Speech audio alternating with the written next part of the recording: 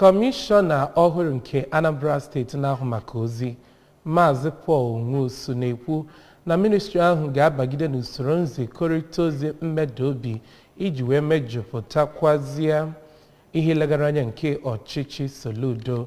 Joseph Egbeọcha ga-akọtụpụ akụkọ a.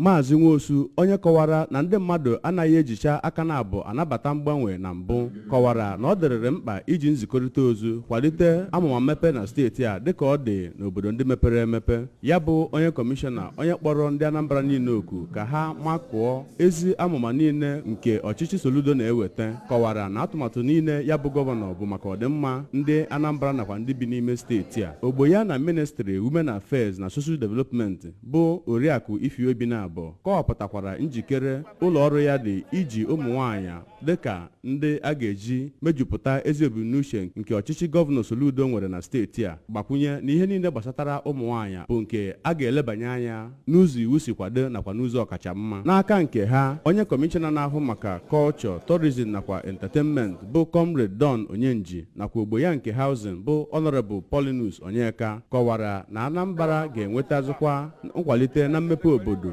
n'ihi ọtụtụ ndị arọpụtara iji gaa ya bụ njem. Site n'Ọka, abụ Joseph Egbeọcha maka akụkọ ụwa ABS.